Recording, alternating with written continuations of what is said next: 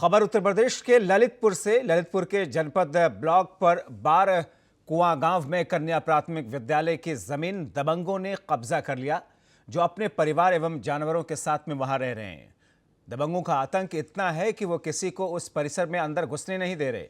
इस व्यक्ति पर हमले से आपराधिक मामले दर्ज हैं। पहले से ही कई सारे ऐसे मामले हैं जो इस व्यक्ति के ऊपर में दर्ज है। कुछ इस तरीके से आप तस्वीरों के जरिए से देख सकते हैं किस तरीके से वहां पर कब्जा करके लोग वहां पर रहना शुरू कर दिए हैं। पहले भी कई शिकायतें इस प्रकरण के लिए की गई, लेकिन अभी तक किसी तरह की कोई कार्रवाई नहीं हुई और इसीलिए इन दबंगों के हौसले काफी बुलंद हैं। इससे पहले भी डाकघर के जमीन पर भी कब्जा कर रखा था इन लोगों ने। कुछ ग्रामीणों की भूमि पर भी इन दबंगों ने कब्जा कर रखा है। इन जमीन के मामले का संज्ञान जिलाधिकारी के आने के बाद में उन्होंने अपने अधीनस्थों को जांच करने के लिए वहां पर भेजा है।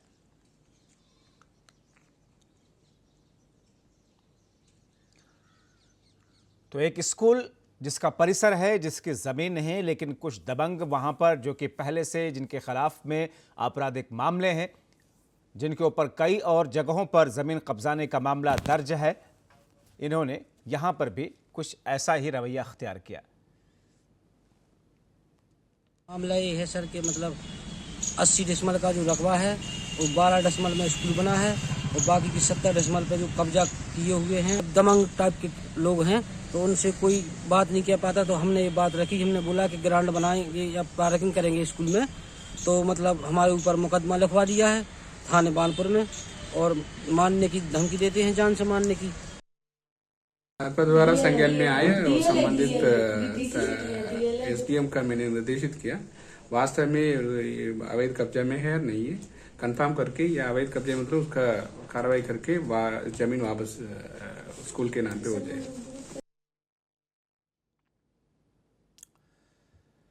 तो कई बार शिकायतें की गई, शिकायतें करने के बावजूद भी इन तमाम चीजों पर कोई कार्रवाई नहीं की गई। हमारे सहयोगी शैलेंद्र हमारे साथ फोन लाइन के जरिए जुड़े हुए हैं। शैलेंद्र, कौन है ये लोग कि बार बार शिकायतें इनके खिलाफ की गई लेकिन अभी तक प्रशासन या पुलिस कार्रवाई नहीं कर रही?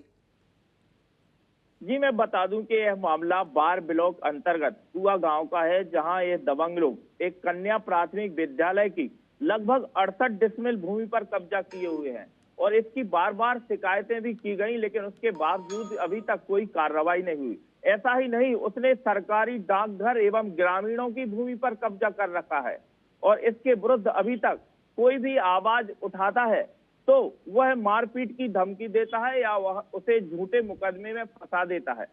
तो ऐसा ही मामला जब जिलाधिकारी के संज्ञान में आया तो उन्होंने अपने अधीनस्थों को जांच के आदेश एवं कब्जा मुक्त करने के निर्देश दिए हैं। जी, बहुत शुक्रिया शैलेंद्र इन तमाम जानकारी के लिए।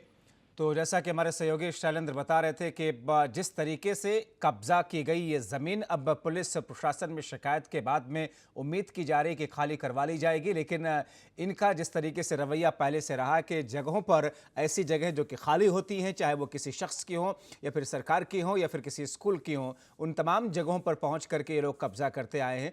अब प्रशासन जागा है बार बार शिकायतें करने के बाद में जाकर के, और ये बात कही जा रही है कि जल्द ही जमीन को इन दबंगों से खाली करा लिया जाएगा।